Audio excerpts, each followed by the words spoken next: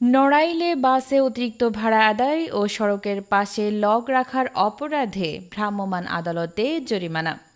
মোহাম্মদ আজিজুর বিশ্বাসের পাঠানো তথ্য ও ভিডিও চিত্রে বিস্তারিত। নড়াইলের লোহাগড়ায় পরিবহন বাসে অতিরিক্ত ভাড়া আদায় এবং মহাসড়কে প্রতিবন্ধকতা সহ নানা অপরাধে ৪২,৩০০ টাকা জরিমানা করেছেন ভ্রাম্যমাণ আদালত। শনিবার দুপুরে উপজেলার লক্ষ্মীপাশা বাসস্ট্যান্ড ও আশপাশের এলাকায় ভ্রাম্যমাণ আদালতের মাধ্যমে অভিযুক্তদের জরিমানা করেন সহকারী কমিশনার ও নির্বাহী ম্যাজিস্ট্রেট এবিএম মনোয়ারুল আলম। সূত্রে জানা যায়, সড়কে শৃঙ্খলা ফেরাতে এবং আসন্ন ঈদে অতিরিক্ত ভাড়া আদায় রোধে নড়াইল বিআরটিএ সার্কেল ও জেলা প্রশাসন এই অভিযান চালায় লোহাগড়া উপজেলার বিভিন্ন এলাকায়।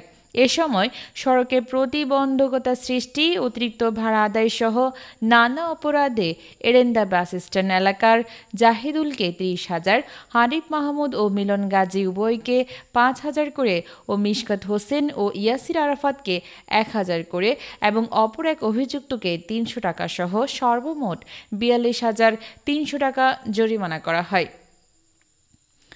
আরও জানা যায়, মহাসড়কের পাশে গাছ রেখে ব্যবসা করছেন অভিযুক্তদের জরিমানার পাশাপাশি আগামী ২ দিনের মধ্যে গাছ সরাতে নির্দেশ দেওয়া হয়েছে।